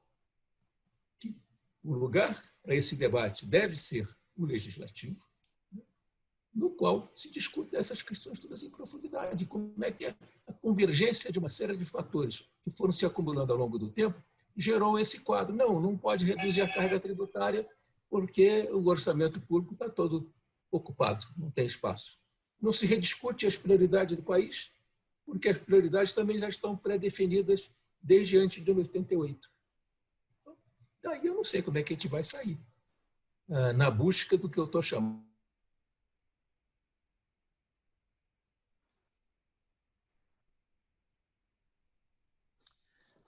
Acho que o professor Fernando, mais uma vez, teve algum problema aí.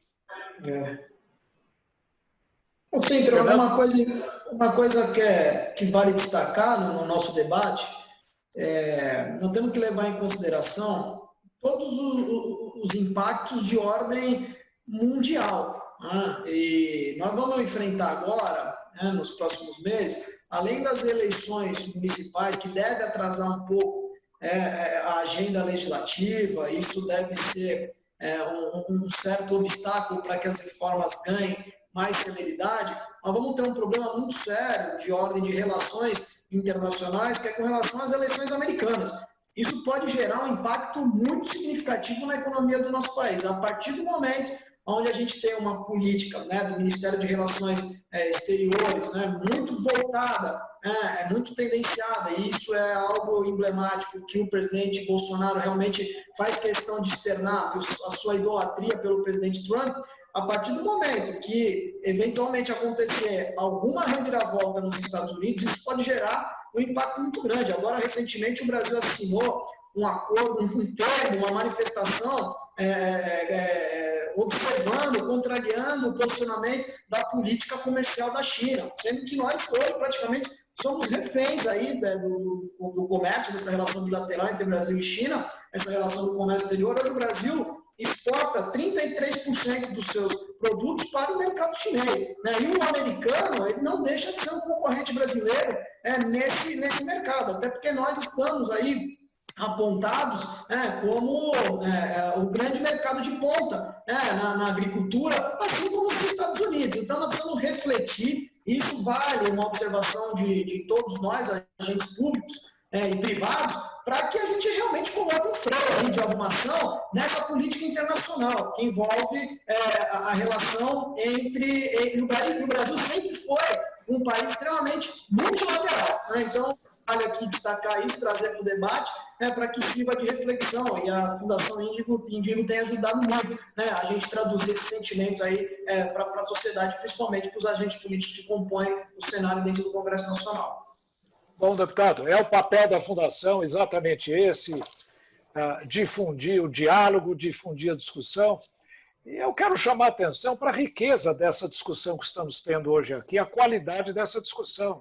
Falando sobre reforma tributária, previdenciária, administrativa, falamos sobre a questão federativa, falamos sobre economia internacional, ligações do país com as eleições americanas e com a relação à economia chinesa, e, sobretudo, as dificuldades políticas que nós teremos para solver todos esses problemas. Eu queria só fazer uma menção.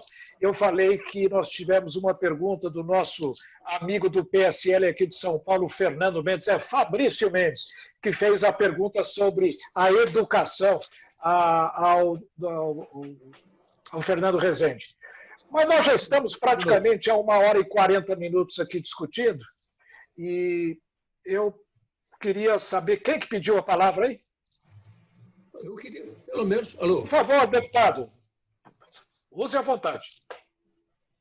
Professor, na verdade é só a guisa de complementação do que foi apresentado pelo meu colega, o Júnior Bozella. É uma questão muito interessante nesse processo de convencimento, especialmente de estados e municípios, no que se refere aos tributos de competência estadual e municipal. O senhor mencionou a questão do ISS e a possibilidade de se aumentar mais do que nunca a necessidade desse tributo para realmente a gente encontrar o crescimento do país. Uma questão interessante é que no estado de Minas Gerais nós tivemos um problema enorme. O artigo 158 da Constituição Federal, ele deixa claro que pertence aos municípios. E aí começa a mencionar o que pertence aos municípios, que é o produto da arrecadação do IPVA, o produto da arrecadação do ICM, aquela situação toda. Em Minas Gerais, esse artigo foi interpretado da seguinte maneira, na gestão anterior. O recurso era arrecadado pelo Estado, o Estado reteve esse recurso e não repassou para o município. Então, uma questão que é preciso que os nossos ouvintes tenham em mente de maneira clara, a nossa proposta, a proposta encampada pelo Partido Social Liberal do Imposto Único Federal, ela não permite que esse tipo de situação ocorra, ou seja, o recurso ele já vai diretamente da entidade arrecadadora para o ente público respectivo. Ele não passa, por exemplo, se o recurso deveria ir para o município de Montes Claros, onde estou nesse momento, ele não passa pelo Estado de Minas Gerais, ele já vai direto de ente à unidade arrecadadora, evitando essa possibilidade louca que aconteceu em Minas Gerais, em que o Estado reteve aquilo que pertence aos municípios, gerou um rombo absurdo em municípios, nos 853 municípios de Minas Gerais. Então, nessa é uma dificuldade que nós temos realmente de convencer municípios e estados a, nesse momento, abrirem mão dessas fontes de receita. Alguém perguntou aí como abrir mão das receitas. A ideia é abrir entre aspas, porque, na verdade, a proposta ela deixa clara que essas receitas irão diretamente para o respectivo ente federado. Então, sem prejuízo algum de suas receitas. É importante ficar claro isso, essa dificuldade de convencer municípios existem, mas as propostas são muito boas. E para concluir aqui a minha fala, só relembrando o que disse o Fernando Rezende, realmente há uma dificuldade enorme, mas eu sou de Minas Gerais e eu costumo estar sempre Chico Xavier. Ninguém pode voltar atrás e fazer um novo começo, mas qualquer um pode começar agora e fazer um novo fim. E nós podemos começar agora e fazer um novo fim. É uma proposta de se criar uma frente parlamentar desonerando a folha de salário, trabalhando de maneira clara nesse sentido para que a gente possa encontrar, repito, empregabilidade para que as pessoas possam ter direito à renda e voltar a sorrir. Ô, Luigi, eu queria te fazer uma última pergunta. Eu acho que nós estamos já num debate fantástico e eu vejo que muita gente que está fazendo comentários tem apoiado muito essa linha do Partido Social Liberal, de um tributo sobre movimentação financeira, na linha do imposto único, na desoneração da folha, que é aquilo que nos une muito aqui. E o Michel Campos, ele pergunta, e eu queria dirigir essa questão a você, por que as pessoas que atacam a CPMF o fazem de maneira assim tão desabrida, de maneira tão maliciosa, né? E ele sugere que se não são por razões indefensáveis, uma vez que se trata de um tributo absolutamente insonegável, que não tem custo, que vai tornar a empresa brasileira muito mais eficiente, porque ela não vai ter o custo tão elevado de gestão, de burocracia, etc. Qual é a visão sua, Luiz, como empresário, deste questionamento do porquê a reação contrária à CPMF e a um tributo sobre movimentação financeira é tão forte no nosso país? Bom, Marcos, eu acho que o nosso setor, quando pediu esse estudo a Getúlio Vargas, teve a Getúlio Projetos, foi exatamente para mostrar a possibilidade de substituição do imposto ruim, que nós entendemos péssimo sobre a folha, por um imposto insonegável, um imposto claramente factível, um imposto rápido de arrecadar, não custa nada para as empresas e faz com que a sociedade pague essa contribuição sobre movimentação financeira para financiar a Previdência. Isso daí, até hoje, esse estudo feito pelos técnicos da Getúlio Vargas, inclusive o professor Fernando Garcia, que nos está auxiliando até hoje, ele nunca foi questionado tecnicamente. São apenas frases feitas por todas as pessoas que dizem não, esse é um imposto ruim, é um imposto cumulativo, é regressivo, mas nunca explicou por quê. Explica por que é isso, não explicam. Tanto é verdade que você já tem um estudo dizendo que esse imposto não é tão regressivo ou cumulativo quanto era antigamente, quando a cadeia era muito mais comprida. Hoje as cadeias são mais curtas e, por isso, podem perfeitamente absorver esse valor. Agora, você dizer que um imposto desse é ruim, você tem que justificar. Eu acho que tem algumas coisas por trás disso. Primeiro, os sonegadores não gostam disso. Segundo, os informais também não estão muito de acordo. O crime organizado não está de acordo com isso. E, inclusive, os banqueiros, que têm várias atividades que fazem esse tipo de trabalho, de usar os recursos, vão ser controlados, onde os fluxos de recursos que, através da CPMF, podem ser controlados. E tem alguns setores da economia que também tem, hoje, por exemplo, você tem o Vale Refeição, o Vale Transporte, queriam criar o Vale Educação, o Vale Turismo, etc. Por quê? Porque todo esse tipo de vale não paga imposto. Então, por isso, é uma carga tributária que vai para o setor empresarial, mas sem pagar imposto. O PLR, por exemplo, que se distribui para os funcionários, ele não paga imposto, porque é distribuído 2 vezes por ano e, com isso, não paga imposto. São todas coisas que foram criadas ao longo desses anos para exatamente diminuir a carga tributária indiretamente no salário das pessoas. Por isso, você tirando o imposto sobre a folha, Marcos, você resolve o problema de todas essas vales, essas considerações que são feitas e penduricalhos não só na parte tributária, mas na parte logística de pagamento de impostos, de salários, você tem hoje para disfarçar e diminuir a carga tributária. Eu acho que o foco é muito mais de pessoas que não gostam de ser controladas, ou pelo menos não gostam de avaliar essas questões como um todo, e tem interesse financeiro muito forte em cima disso. É verdade. Bom, eu acho que esse foi um debate extremamente rico. E antes de passar a palavra ao professor Fernando Rezende para fazer um fecho, quem sabe englobar algumas das ideias que foram propostas aqui, eu queria passar a palavra ao deputado Marcelo e ao deputado Bosella, porque, afinal de contas, já estamos aqui com 1h30 de debate e nós poderíamos ir muito à frente nisso. Mas uma coisa extremamente importante, quem sabe não saiamos daqui com uma frente parlamentar liberada por esses 2 valorosos deputados, defendendo essas ideias que estivemos propondo aqui hoje. Eu queria passar a palavra, Fernando, antes de passar a palavra para... complementar a sua palavra, Marcos.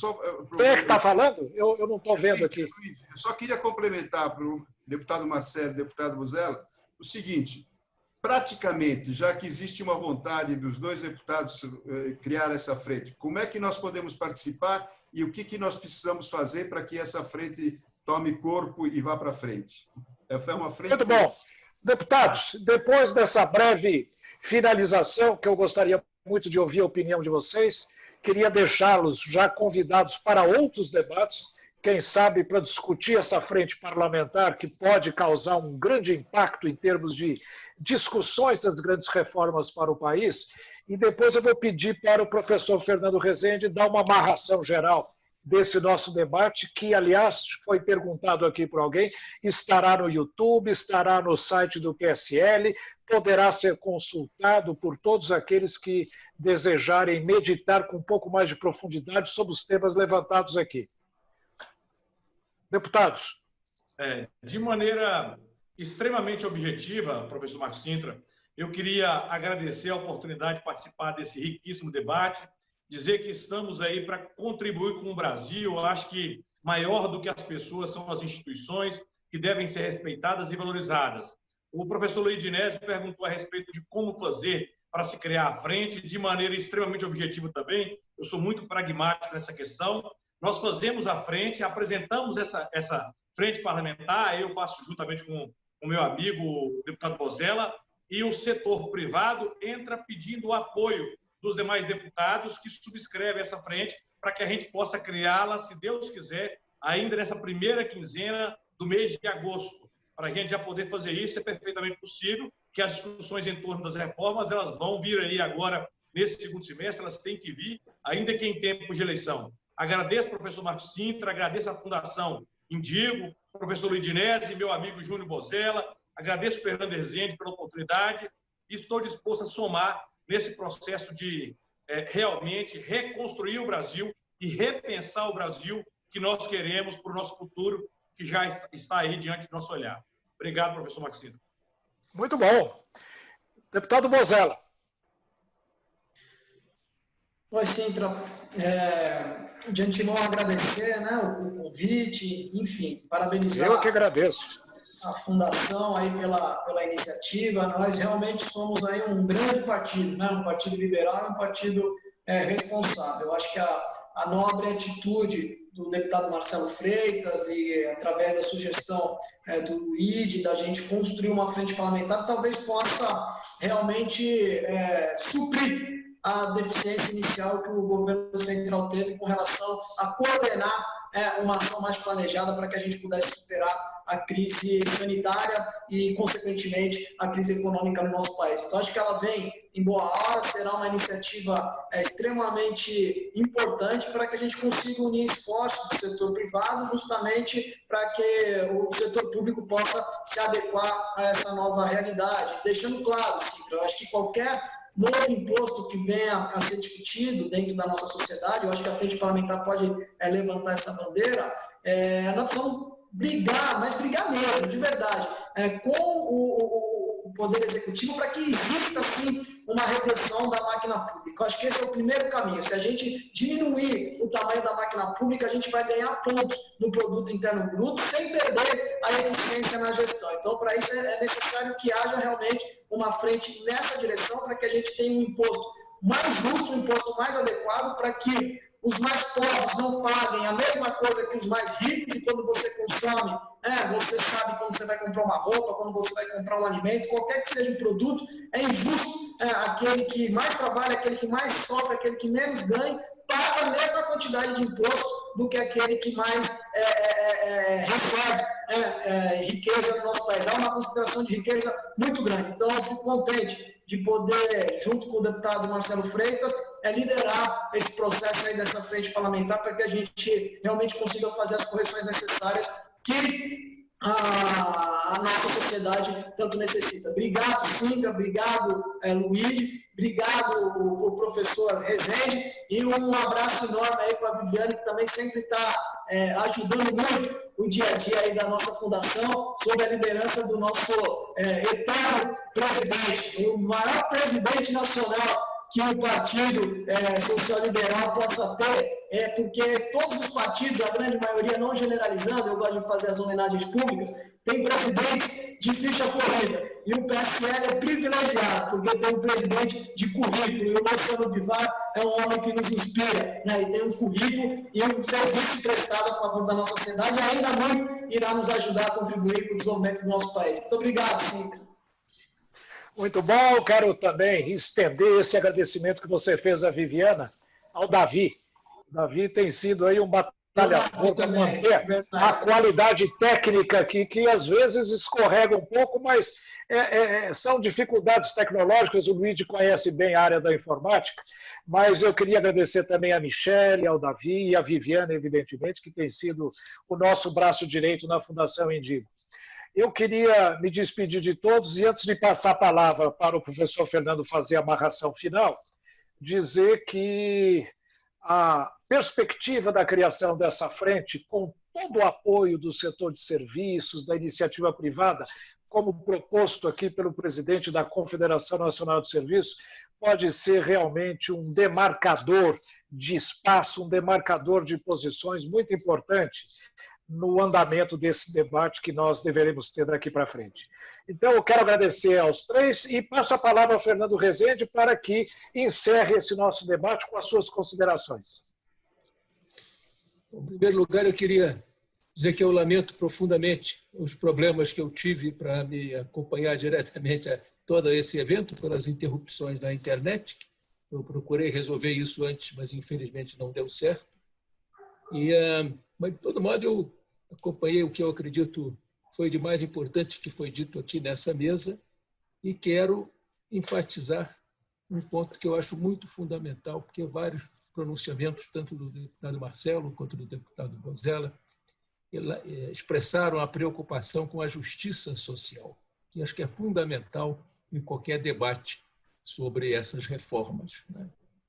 E eu quero enfatizar simplesmente o seguinte: é mais eficaz fazer justiça social, criando as oportunidades das pessoas subirem na escala, e oportunidades, De que maneira? É mais eficaz quando você faz isso pelo orçamento, pela despesa pública. Programas de transferência de renda direta a pessoas, como foi o caso do Bolsa Família, investimentos em educação e em saúde de qualidade, serviços de qualidade. Por isso que é muito importante, eu insisto, que a gente conclua esse evento, pelo menos eu assim vejo desse debate, alargando o foco da discussão. Não, vamos discutir o novo Estado. Um novo Estado para um novo tempo e uma nova estratégia. Quando eu falo do novo Estado, eu não quero dizer que o setor privado é relevante, sem dúvida que é. Mas para elaborar a estratégia, discutir essa estratégia no âmbito do parlamento, a meu ver, o caminho para a gente sair mais rápido dessa situação de crise, desse atoleiro que foi criado há mais de 30 anos. Eu só quero enfatizar esse ponto. Eu acho que o debate aqui foi excelente. Eu simplesmente vou estar à disposição e vou acompanhar os próximos debates que forem promovidos pela Fundação e pelo meu companheiro e líder aí dessa discussão, que é o professor Marcos Sintra. Então, eu agradeço muito poder ter estado aqui nessa mesa, aprendendo com os expositores. Acho que dentro do Congresso é que as coisas precisam funcionar. No início da reunião, alguém mencionou, não é um Estado autoritário para fazer políticas sociais, pelo contrário, é um Estado democrático. E um Estado democrático precisa discutir todas essas questões no parlamento. O parlamento é o espaço para que isso seja discutido. E eu fico à disposição para acompanhar essa discussão na medida que for necessário. Muito obrigado e meus agradecimentos. Muito obrigado, Fernando. Parabéns pelo seu trabalho. Como eu disse, nós vamos publicar os seus trabalhos. São 4 papers muito importantes, 4 trabalhos que poderão, inclusive, estabelecer as bases para o funcionamento dessa frente parlamentar que nossos 2 deputados se dispõem a formar. Quero agradecer também ao Luiz Nesi, a participação sempre muito oportuna, trazendo o debate para a questão do dia a dia, pragmática do empresário brasileiro, que precisa ser valorizado. Sem ele, nós não teremos uma economia pujante. E aos nossos 2 parlamentares, o deputado Marcelo Freitas e o deputado Júnior Pozella, que enriqueceram muito a nossa discussão. E nós esperamos estar aqui num próximo debate, todos nós juntamente, quem sabe, dando continuidade a esta discussão inicial. Muito obrigado a todos e até a próxima. Obrigado.